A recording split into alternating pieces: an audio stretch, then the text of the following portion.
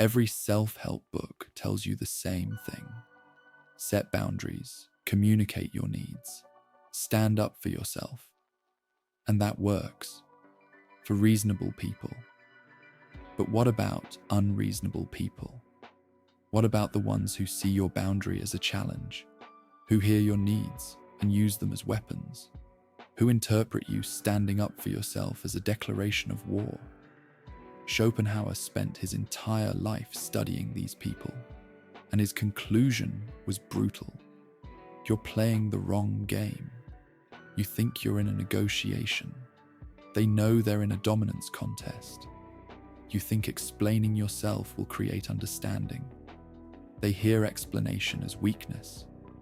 You think setting a boundary will earn respect. They see a boundary as something to destroy. So what's the answer? Stop playing. Not by announcing that you're done, not by having a final confrontation, by simply becoming unavailable, uninteresting, indifferent.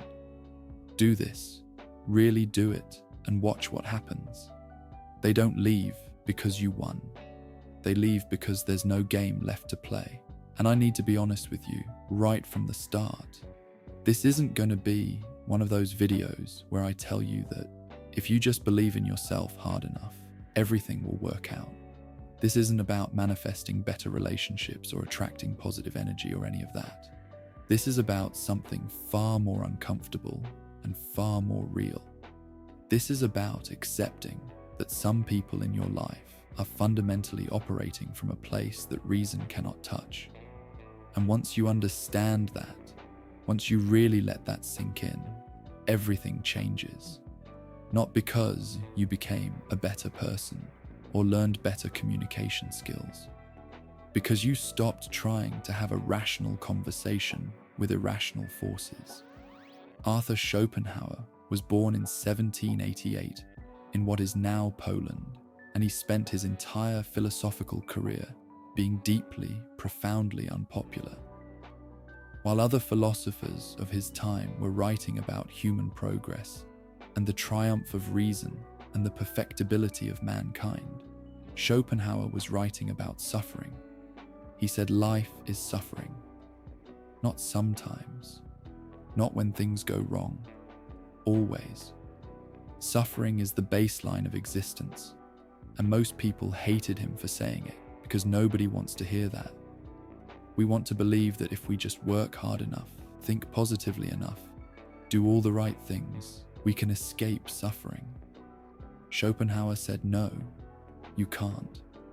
Suffering is baked into the structure of reality itself. But here's the part everyone forgets when they dismiss Schopenhauer as just some gloomy pessimist. He didn't just identify the problem. He spent decades analyzing where suffering actually comes from. And what he discovered was that most human suffering, the kind that really destroys people, doesn't come from natural disasters or disease or poverty. It comes from other people. Specifically, it comes from what he called the will. Not your will, like willpower or determination. The will with a capital W. This blind, irrational force that drives all living things. In animals, it's simple. Eat, reproduce, survive. But in humans, the will becomes something far more complicated and far more dangerous. It becomes the drive to dominate, to impose yourself on others, to make the world conform to your desires, regardless of who gets hurt in the process. And Schopenhauer saw something nobody else did. In most humans, reason can moderate the will. You feel angry, but you don't act on it because you understand consequences. You want something that belongs to someone else, but you don't take it because you have empathy and social understanding. You know how most of us feel rage, but there's that moment where we go, okay, I'm furious, but yelling won't help. Let me step back. That pause exists, that filter. But in some people, the filter's just not there. There's no moment between impulse and action. no capacity for empathy or self-reflection or consideration of consequences. Just pure drive. The drive to dominate, the drive to control, the drive to make everything about them and their needs and their desires. And if people get hurt along the way, that's just collateral damage. You've probably experienced this. Someone in your life who you keep trying to reason with. You explain why their behavior hurts. They nod. They seem to get it. Maybe they even apologize. And then a week later, same behavior. And you think, maybe I didn't explain it clearly enough. So you try again. Different words, more patience, better examples. Same result. That cycle can go on for years. And what you're experiencing is the will. That's what it looks like when you're trying to have a logical conversation with someone who's not operating from logic. They're operating from this blind force that just wants what it wants. And your pain, your needs, your very reasonable explanations, none of that registers because none of that matters to the will. This is why every piece of advice you've ever gotten about dealing with difficult people doesn't work with truly toxic people. And when I say toxic people here, I'm not talking about a medical diagnosis or putting an eternal label on someone's soul. I'm talking about relationship dynamics that, in practice, are consistently harmful to you. All that advice assumes you're dealing with someone who is fundamentally reasonable, but maybe having a bad day, or operating from a misunderstanding, or dealing with their own pain in imperfect ways. But Schopenhauer would say, no, you're not dealing with a reasonable person who's temporarily acting unreasonable. You're dealing with someone whose entire mode of operation is irrational will. And you cannot reason with the will. You cannot logic someone out of a state they didn't logic themselves into. Think about what happens when you try to set a boundary with a toxic person. You say something like, when you speak to me, that way it hurts my feelings. I need you to be more respectful. What you're doing in that moment is assuming that they don't know their behavior hurts you, that if you just explain it clearly enough, they'll understand and change. But what if they already know it hurts you? What if hurting you is the point? What if the pain they cause you is not a side effect of their behavior, but the actual goal? Because for someone driven by unmoderated will, your pain is proof of their power. Your hurt is confirmation that they can affect you, that they matter, that they have successfully imposed themselves on your emotional state. So when you set that boundary, when you say, I need you to be more respectful, what they hear is not, oh, I didn't realize I was hurting them, I should change. What they hear is, I have successfully gotten under their skin. They're admitting I have power over their emotions. Let me push harder and see what else I can get. People will tell you, this sounds cynical. It's not cynical, it's just accurate for a specific type of person. Boundaries work beautifully with healthy people. With toxic people operating from pure will, boundaries are just challenges, invitations to prove they can violate your limits and get away with it. Let me tell you what Schopenhauer learned the hard way. He had a rival named Georg Wilhelm Friedrich Hegel. Hegel was everything Schopenhauer was not. Charismatic, where Schopenhauer was prickly. Popular, where Schopenhauer was isolated. Politically connected, where Schopenhauer was independent. And Hegel's philosophy was everything Schopenhauer's was not. Hegel believed in progress, in the perfectibility of human systems, in the triumph of rationality. Schopenhauer thought this was all nonsense. He thought Hegel was fundamentally wrong about how reality works and was leading an entire generation of thinkers astray. So Schopenhauer did what academics do. He tried to defeat Hegel through argument.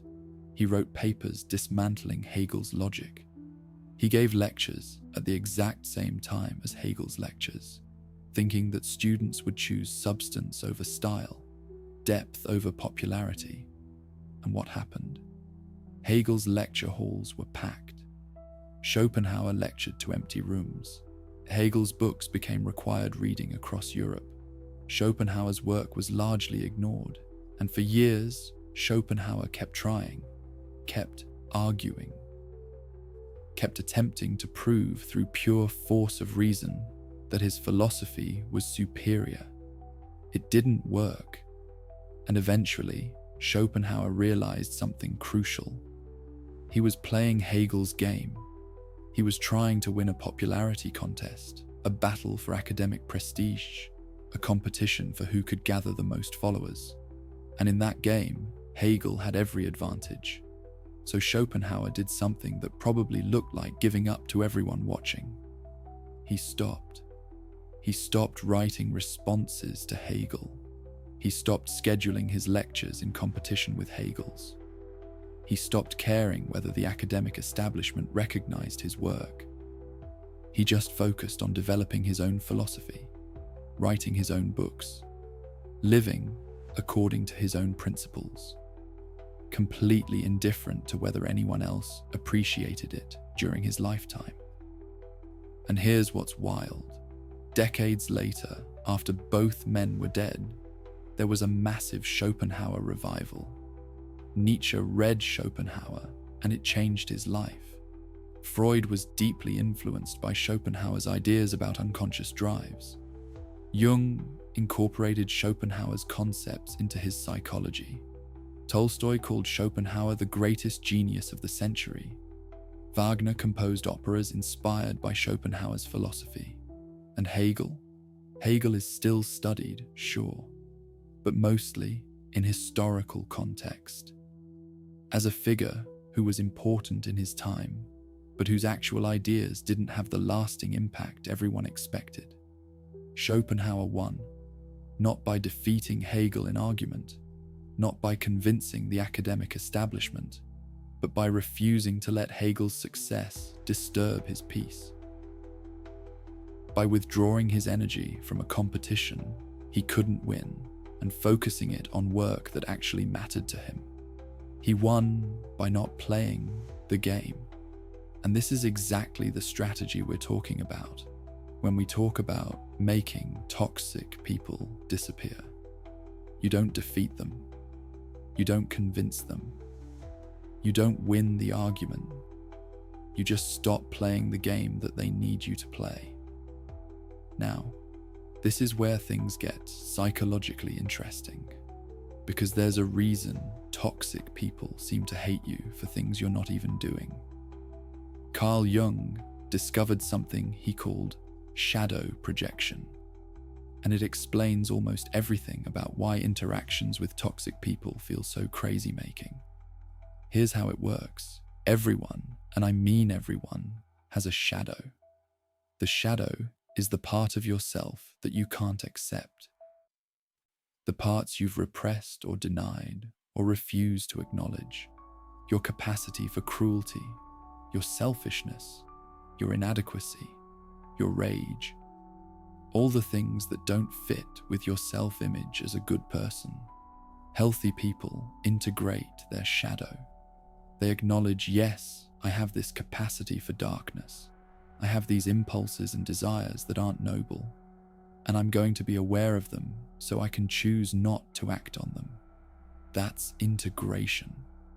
You're not denying the shadow exists. You're incorporating it into your full sense of self so it doesn't control you unconsciously. But toxic people cannot do this. The shadow is too threatening to their self-image.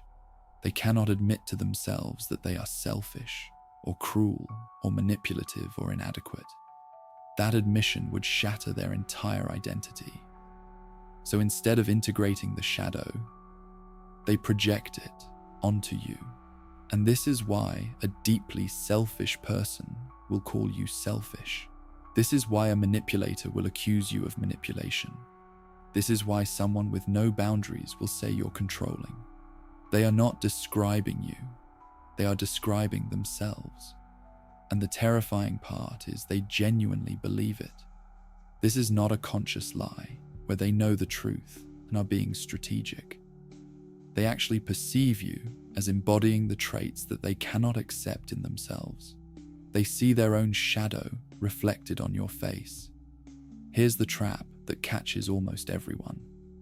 When someone projects their shadow onto you, your instinct is to defend yourself, to prove that you're not what they're saying, to explain that actually, if you look at the facts, if you examine my behavior, you'll see I'm not selfish at all. In fact, here are all the generous things I've done, and this feels like the right response because you're being falsely accused. Of course you should defend yourself. Of course you should set the record straight. Except Jung understood something crucial. When someone is projecting their shadow onto you, they are not actually seeing you. They are seeing a distorted reflection of themselves. Think of it like this. They're wearing red-tinted glasses. Everything they look at appears red. You can stand there and say, no, this wall is actually white. Look at it, examine it closely, you'll see it's white. And they will look directly at the wall and say, no, it's clearly red, I can see that it's red. Why are you lying about the wall being white? The problem is not their eyesight. The problem is not their intelligence. The problem is the filter through which they're perceiving reality. And you cannot remove someone else's filter by arguing about what color the wall is. They're having a conversation with their own unconscious mind, and you just happen to be the screen it's being projected onto. So when you defend yourself, when you explain that no, actually, I'm not selfish, here are all the generous things I've done, what you're doing is trying to correct a perception that has nothing to do with reality. It's like arguing with someone's hallucination. You can present all the evidence you want. You can be completely logical and reasonable and factually correct. And it won't matter, because they're not responding to you. They're responding to their own internal psychological process that they're experiencing as if it's external reality. So what do you do when someone's projecting their shadow onto you? Well, Schopenhauer would probably tell you something that sounds too simple to work. Stop being the screen. Stop being the surface onto which they project their shadow. And how do you do that? Not by defending, not by explaining, not by trying to prove that their perception is wrong, by becoming completely indifferent to their perception, by withdrawing your emotional energy from the interaction entirely. Not because you're trying to punish them, not because you're being passive-aggressive, but because you genuinely recognize that their opinion of you is not based on reality and therefore does not require your response. The Stoics had figured this out 2,000 years ago. Epictetus was born a slave in the Roman Empire around 50 AD. He spent his early life as the property of another human being. And in that position, he learned something that free people often never learn. You do not control what happens to you. You do not control how other people treat you. You do not control their opinions or their behavior or their cruelty. The only thing you control is your response, your thoughts, your judgments, your choices about what you will and will not allow to disturb your peace. And Epictetus taught that the key to freedom, real freedom, not legal freedom but psychological freedom, is understanding the difference between what you control and what you don't. He said there are things that are up to us, our beliefs, our desires, our aversions, our actions, and there are things that are not up to us, other people's opinions, their behavior, the outcomes of events, everything external to our own mind. And suffering comes from confusing these two categories. Suffering comes from trying to control things that are not up to us while neglecting the things that are. Most people intellectually understand this. Yeah, you can't control other people, I know that. But they don't live it. They spend their entire lives trying to control things outside their power, trying to make toxic people see reason, trying to earn respect from people incapable of giving it, trying to fix relationships that were never functional to begin with. And the result is exhaustion, resentment, the feeling that you're doing everything right and still losing. And Epictetus would say you're losing because you're playing an unwinnable game. You're trying to control what is not up to you. And the solution is not to try harder. The solution is to stop trying to control that thing entirely and redirect your energy toward what actually is up to you. So let's make this concrete. Someone in your life is toxic. They disrespect you. They manipulate. They project their shadow onto you. They operate from pure will with no consideration for your well-being. What's up to you in that situation? Not their behavior, not whether they treat you well, not whether they understand how their actions affect you. What's up to you is your response, whether you engage, whether you explain, whether you continue to offer your energy and attention to someone who uses it as a weapon against you. And this is what indifference looks like in practice. It's not dramatic. It's not a big confrontation where you tell them off and storm out. It's just quiet withdrawal. They text you. You respond slower than you used to. Not to punish them, you're just genuinely busy with other things. They ask for help. You're occupied. You have other priorities. Not because you're being petty, you just don't have the bandwidth right now. They try to start drama, try to provoke you into an argument, try to get that emotional reaction they're used to getting. And you respond with, okay, or I see, or that's interesting. Flat tone, no emotion, no investment. Call it passive-aggressive if you want. I call it strategic. This is not the same as passive aggression, because passive aggression still cares, still wants them to notice your displeasure, still wants them to feel bad, still wants to punish. This is different. This is genuine indifference. You're not punishing them. You're not trying to teach them a lesson. You're just recognizing that this person operates in a way that is harmful to you, and you are choosing to allocate your limited time and energy elsewhere. It's not personal, it's just practical. Like choosing not to touch a hot stove. The stove isn't evil, it's just hot. And you have better things to do than burn yourself. And Schopenhauer understood something that most people miss. Toxic people need your participation. They need your reaction. Your disturbance is their supply. When they say something cruel and you get upset, that upset is food to them. When they manipulate and you scramble to figure out what's real, that confusion is energy they're extracting. When they project their shadow and you defend yourself, that defense is proof they still have power over you. They're not looking for resolution. They're not looking for understanding. They're looking for supply. And the moment you stop providing it, something happens. They starve, not slowly, almost immediately, because a game with no reaction is no game at all. Think about Breaking Bad. Walter White starts making meth to provide for his family, right? Noble intention. Desperate father doing what he has to do. But watch what happens. The more power he gets, the more the will takes over. By the end, it's not about his family anymore.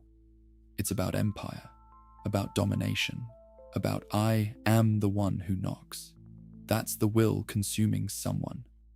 That's what it looks like when there's no filter anymore, when the original justification has been completely overtaken by the blind drive for power and control.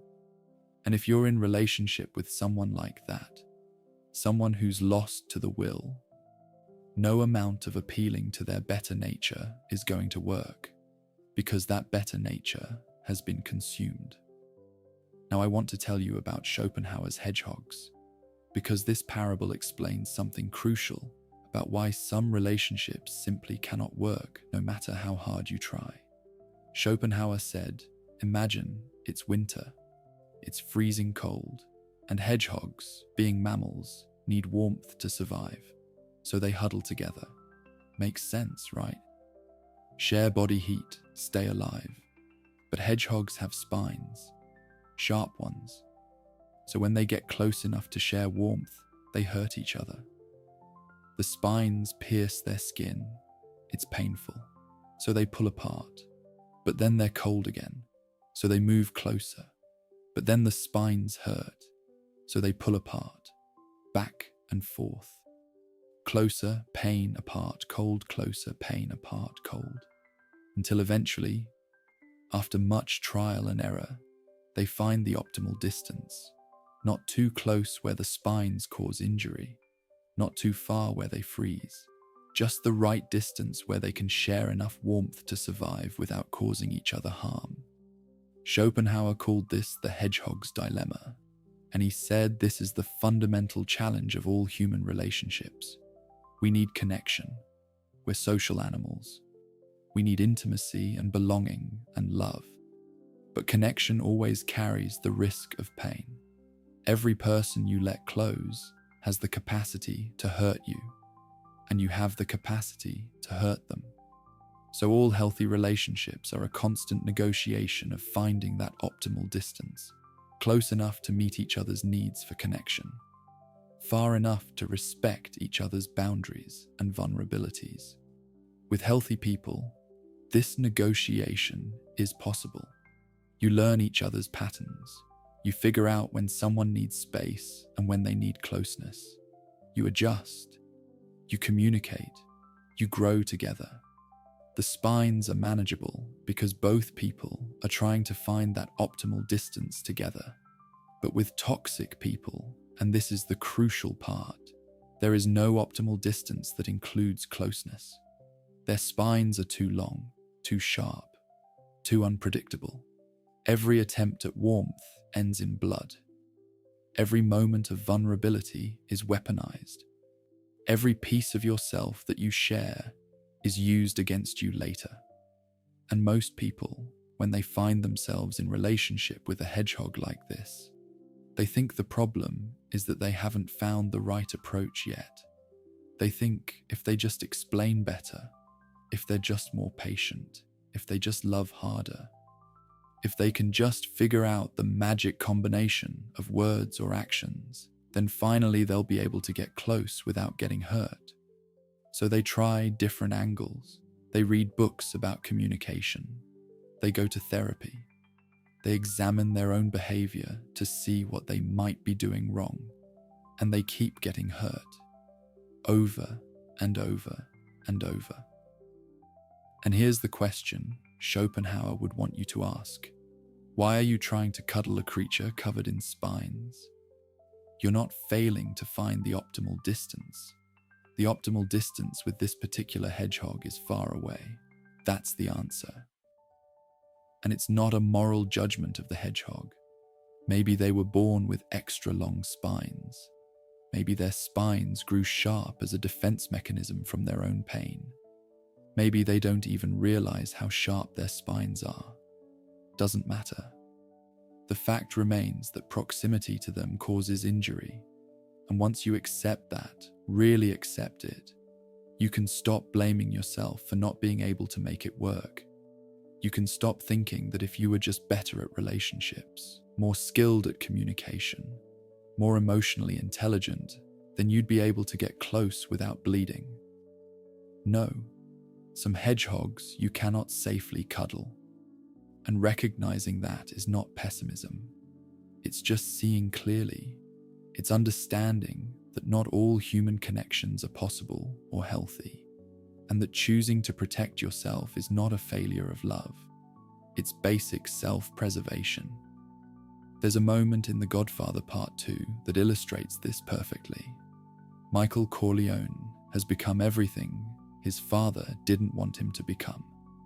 He's cold, calculating, ruthless. and his wife Kay confronts him. She tells him she didn't have a miscarriage like she said. She had an abortion because she refused to bring another Corleone into the world. And Michael, this man who supposedly loves his wife, who married her when he was still the good son, the war hero, the one who wasn't going to be part of the family business, he hits her. And then he takes her children away from her. Not because he's thought it through and decided this is the right response. Because the will to dominate, the need to control, the inability to tolerate defiance, all of that has completely consumed who he used to be. If you were in Kay's position, if you were trying to have a rational conversation with Michael about the direction of his life, about the violence and the paranoia and the isolation, would it work? No. Because Michael is not operating from the part of himself that can hear reason anymore. He's operating from pure will, and you cannot reason with that. You can only remove yourself from its path. Now let's talk about what happens when you actually do this. When you genuinely withdraw your energy from a toxic relationship. When you stop reacting, stop defending, stop explaining, stop engaging. What happens is usually one of two things. Either the person escalates or they disappear.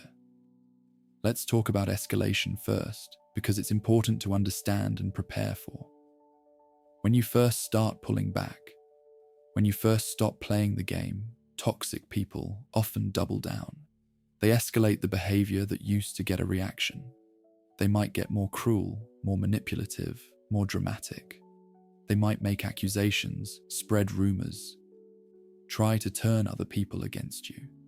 They might suddenly become extremely nice, love bombing you with affection and attention and promises to change. Psychologists have a term for this, extinction burst, but you don't need the jargon to understand it. It's like when a kid is used to getting candy by throwing a tantrum. You stop giving candy.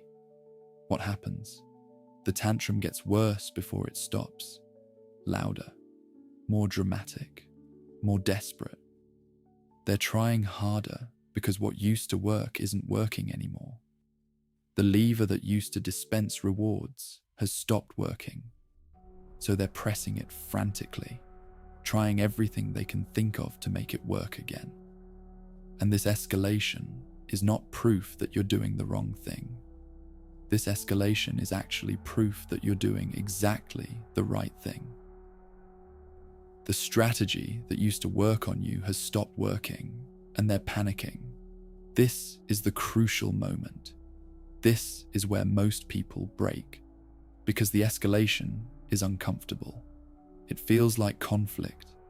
It feels like things are getting worse instead of better. And your instinct is to engage, to defend yourself, to set the record straight, to make them stop. But that engagement is exactly what they're trying to provoke. The specific content doesn't matter. What matters is that you're reacting again. You're playing the game again. You've given them proof that if they just push hard enough, they can still affect you.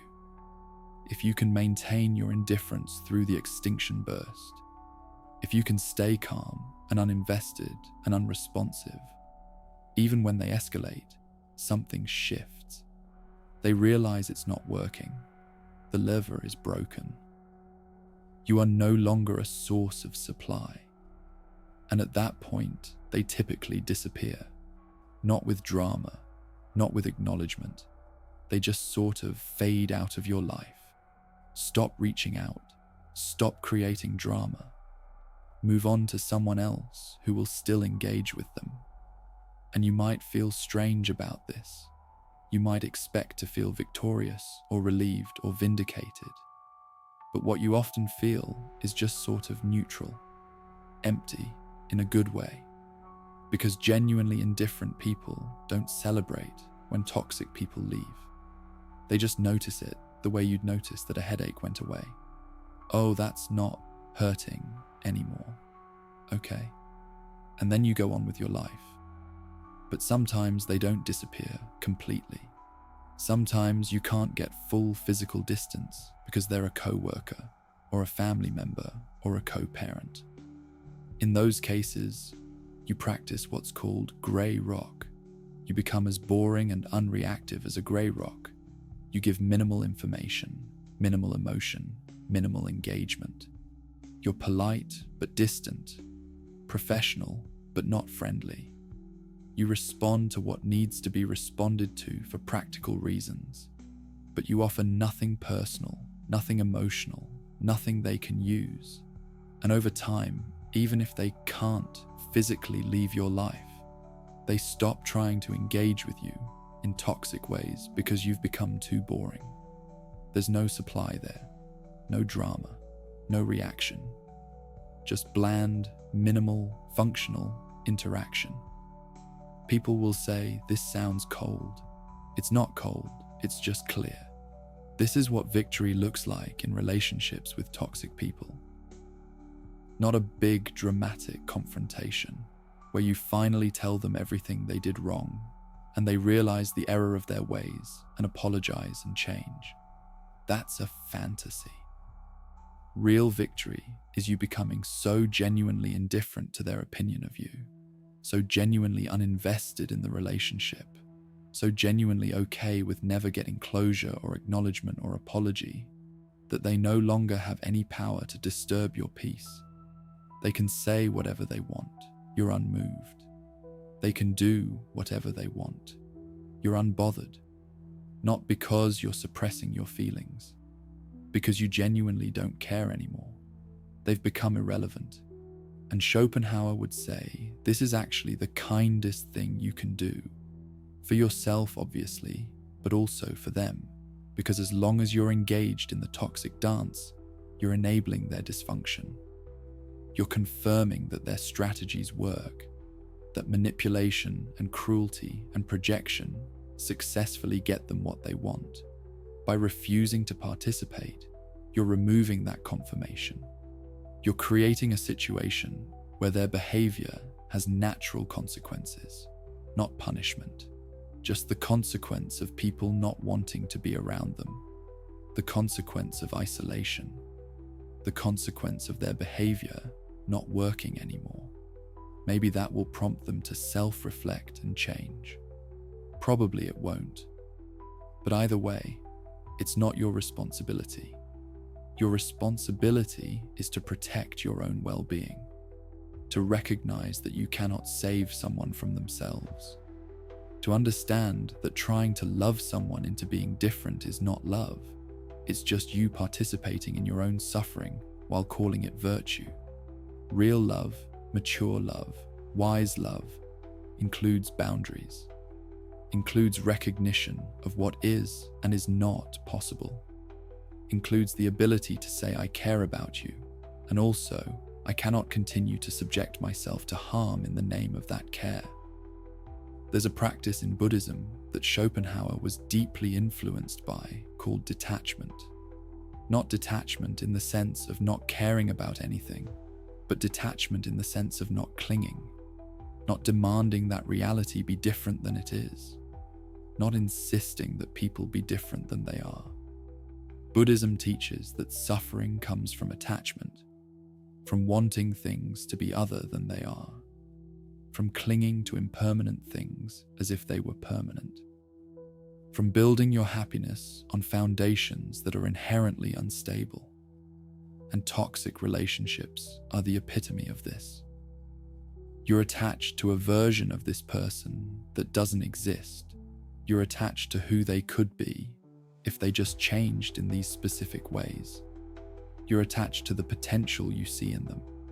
You're attached to the moments when they're good and convinced that if you just do the right thing, those moments will become consistent instead of rare. But that person you're attached to is not real. The real person is the sum of their patterns, not their occasional deviations from those patterns. The real person is someone who has shown you through consistent behavior that they are not capable of what you need. An attachment to the imaginary version prevents you from seeing the real version clearly.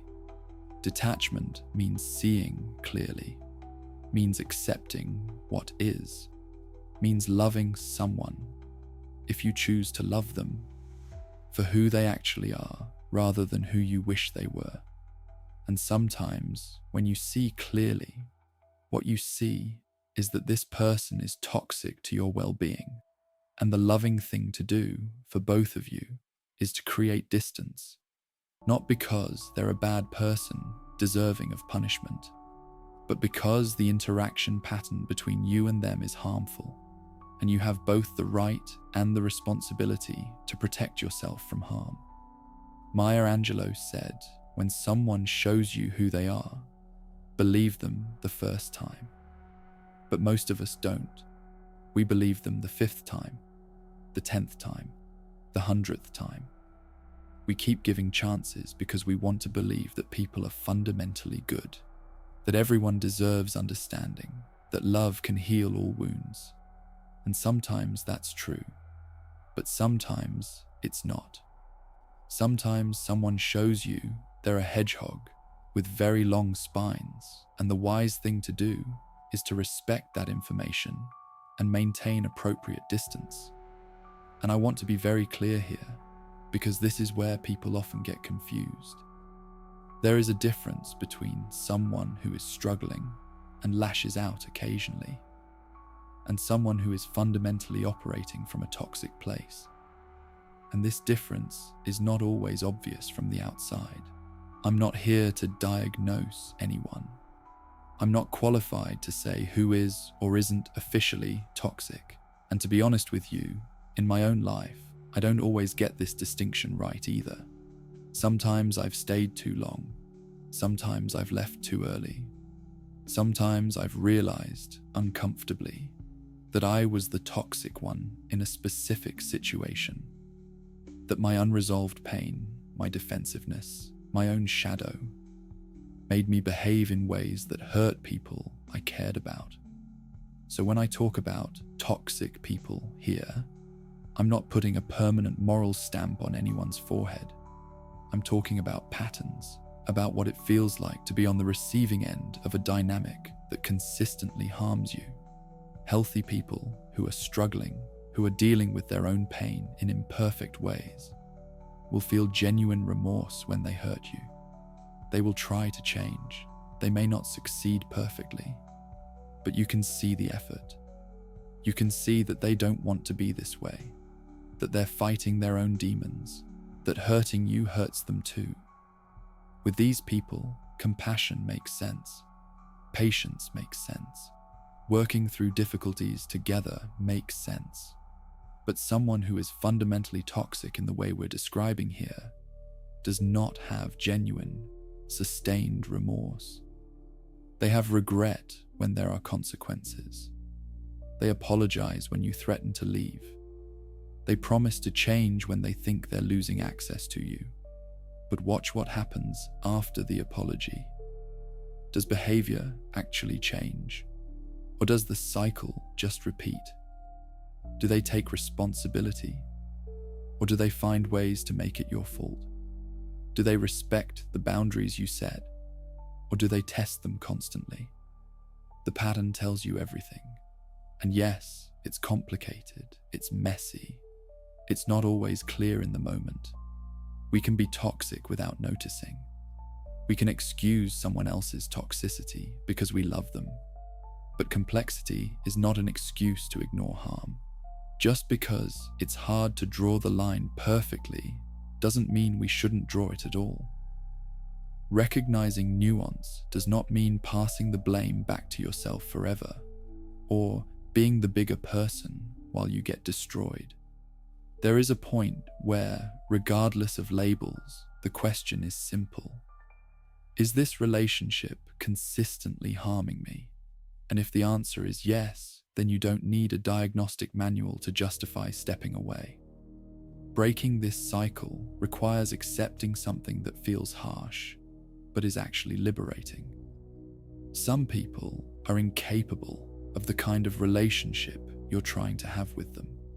Not temporarily incapable, because they're going through a hard time, fundamentally incapable because their entire way of operating in the world is incompatible with mutual respect and genuine connection. And you didn't cause this. You cannot fix this.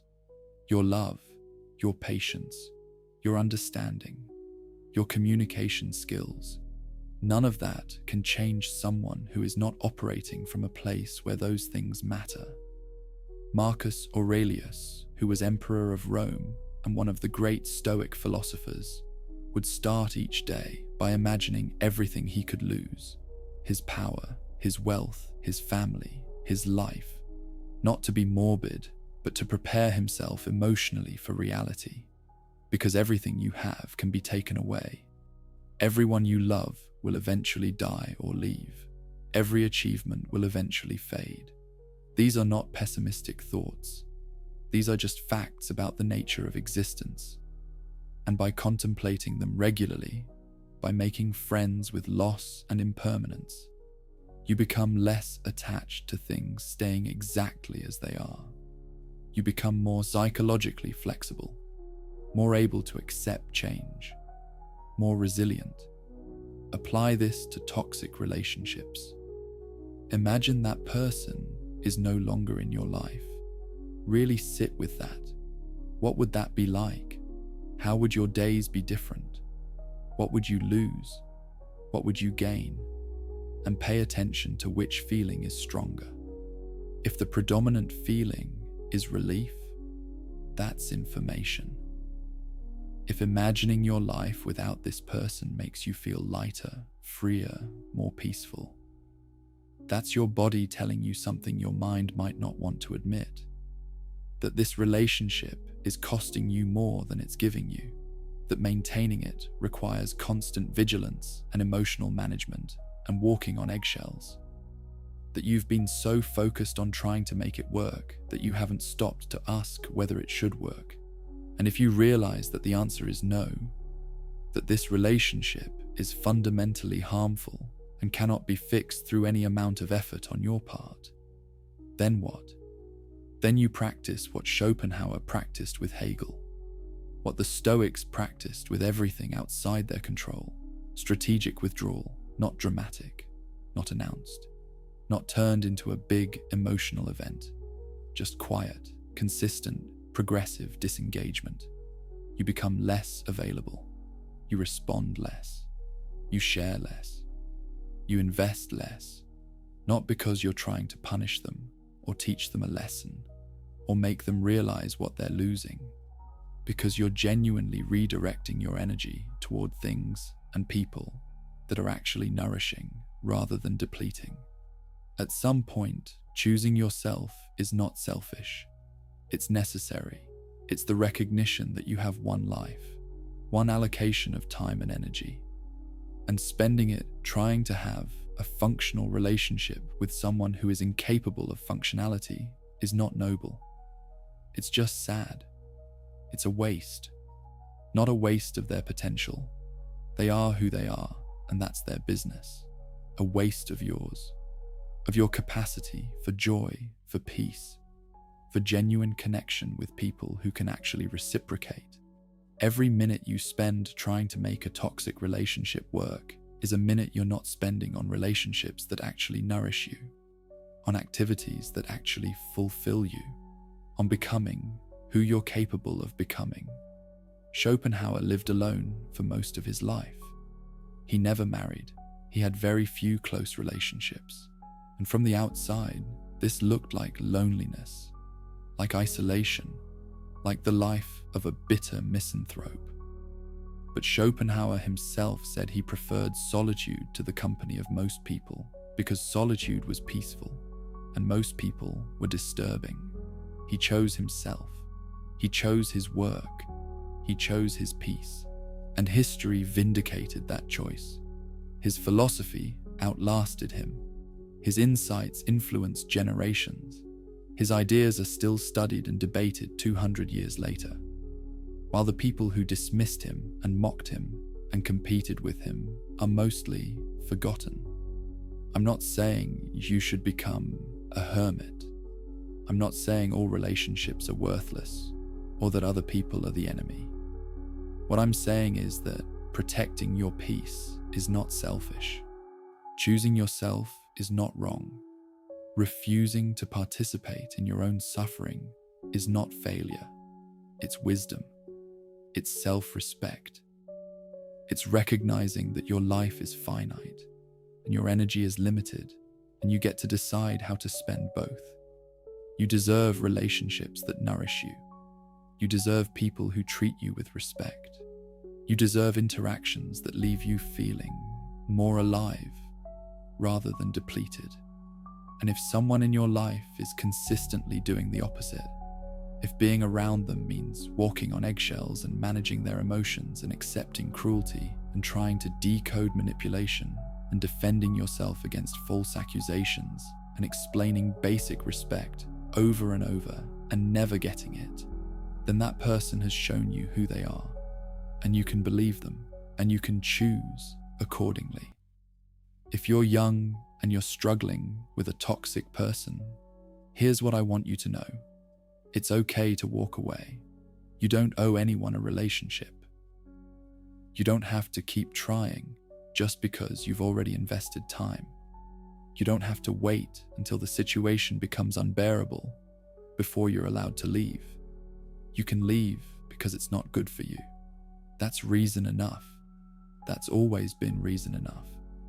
But we're taught that leaving is failure, that giving up on people is wrong, that if you just love them enough, they'd change. And those teachings keep you stuck in situations that are slowly destroying you. If you're older and you're realizing that you've spent years or decades with toxic people, here's what I want you to know. It's not too late. Yes, you've lost time. Yes, you wish you'd figured this out sooner. But the time is gone either way. The question is what you do with the time you have left. Do you keep spending it the same way, hoping that somehow the outcome will be different? Or do you make a different choice? Do you finally believe what people have shown you about who they are? Do you finally choose your peace over your guilt? Do you finally accept that you cannot save anyone who doesn't want to be saved, and that trying is just hurting you both? The answer, if you follow Schopenhauer, if you follow the Stoics, if you follow basic psychological reality, is that you stop. You stop trying. You stop engaging. You stop participating in dynamics that harm you. Not loudly, not dramatically, not with a big announcement or a final confrontation. You just quietly, consistently, progressively withdraw your energy from that relationship and redirect it toward your own life, toward things that actually matter, toward people who actually reciprocate, toward building the kind of life that doesn't require you to constantly manage other people's dysfunction to have peace. And here's what happens when you do this. At first, nothing. At first, it just feels strange. You're so used to the drama, the chaos, the emotional intensity, that its absence feels like something's missing. You might even feel guilty. You might wonder if you're being too harsh, if you should give them another chance, if maybe you're the problem after all. This is normal. This is your brain adjusting to a new pattern. Sit with the discomfort. Don't act on it. Don't reach out. Don't re-engage. Just sit with the strange feeling of peace and let yourself get used to it. And then, gradually, you start to notice things. You have more energy. You're not constantly drained from managing someone else's emotions. You sleep better. You're not lying awake, replaying conversations or planning what to say next time. You enjoy things more. You're not distracted by worry about what they're going to do or say, or how they're going to react. Your life starts to feel like yours again, not someone else's drama that you're living through, yours. And slowly, you start to remember who you were before this relationship consumed all your energy. You start to reconnect with parts of yourself you'd forgotten about, interests you'd abandoned, dreams you'd set aside, peace you'd forgotten was possible. So here's what I want you to take away from this. Not a technique, not a strategy, just permission. Permission to believe what people show you. Permission to stop trying to fix what cannot be fixed. Permission to choose yourself. Permission to walk away from relationships that cost more than they give. Permission to be genuinely, completely, peacefully indifferent to people who have proven themselves toxic. You don't have to hate them. You don't have to wish them ill. You don't have to think they're evil. You just have to recognize that their presence in your life is harmful and choose accordingly. And when you do that, when you really do it, when you stop halfway measures and explanations and one more chances, when you become as unreactive as a grey rock and as indifferent as Schopenhauer was to his critics, something happens. They leave. Maybe quickly, maybe slowly, but they leave. Because toxic people need your participation. Your reaction is their supply. Your disturbance is their proof of power. And when you stop providing those things, when there's no game left to play, they move on to someone who will still play with them, and you're left with peace, not perfect happiness, not problem-free existence, just the quiet, profound relief of no longer volunteering for suffering. That's what Schopenhauer understood. That's what the Stoics practiced. That's what Jung discovered about projections and shadows. That's what every wisdom tradition in every culture has been trying to tell us. Some battles cannot be won because they're not battles. They're just you standing in the path of a force that doesn't care about you or your logic or your feelings or your very reasonable arguments. And the solution is not to fight harder. The solution is to step out of the path, to remove yourself from the equation, to choose peace over being right, to choose silence over explanation, to choose absence over continued harm. Toxic people don't leave because you finally said the right thing.